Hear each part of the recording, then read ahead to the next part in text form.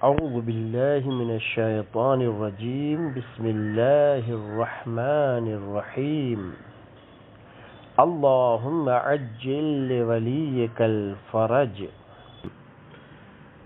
मौला कायनात अमीरुल मोमिनीन अली इब्न अबी तालिब अलैहिस्सलाम हिकमत नंबर 76 માં ઇરશાદ ફરમાવે છે, અંતની ખબર કેમ પડે? જ્યારે કોઈ કામમાં સારું અને બુરુંની ખબર ન પડે તો શરૂઆતના કામોને જોઈને તેના નતીજાને ઓળખી લેવું જોઈએ. એક દાણાને જોઈને ખેડૂત પારખી લે છે કે આનાથી કયો છોડ ઉગશે, તેના ફળ પાંદડા કેવા હશે. તે જ પ્રમાણે એક વિદ્યાર્થીની મહેનત અને કોશિશ જોઈને તેની કામયાબી અને વિદ્યાર્થીની શીખવા બાબતે આળસ જોઈને તેની નાકામીની ખબર પડી જાય છે. કેમ કે શરૂઆતને જોઈને લોકો અંતને ઓળખતા હોય છે. તો જો કોઈના અંત વિશે ખબર ન હોય તો તેની શરૂઆત તરફ નજર કરો.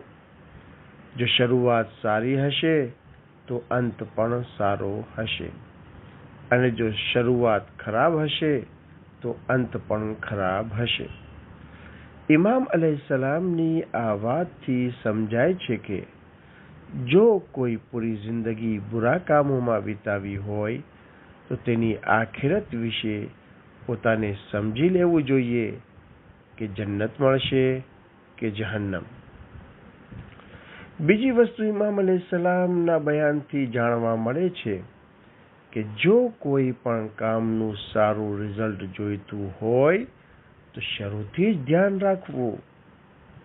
મસ્જિદે કુબા જે ઇસ્લામની સૌથી પહેલી મસ્જિદ છે, અને મસ્જિદે ઝિરાર જે મુનાફિકો બનાવી હતી, તે બંનેમાં બુનિયાદી ફર્ક એ જ છે કે મસ્જિદે કુબાની બુનિયાદ તકવા ઉપર હતી અને મસ્જિદે ઝિરાર નિફાક, કુફર, મોમિનોને હેરાન કરવા માટે હતી.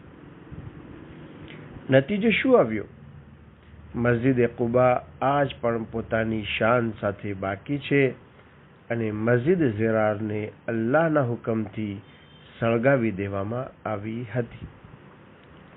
આ પ્રમાણે જો નેક ઔલાદ ચાહતા હોય તો જે તેને ખોરાક આપી રહ્યા છો, જે તેને તાલીમ આપી રહ્યા છો, તેના તરફ નજર કરો કે હલાલ છે કે હરામ, તાલીમ બરાબર છે કે નહીં.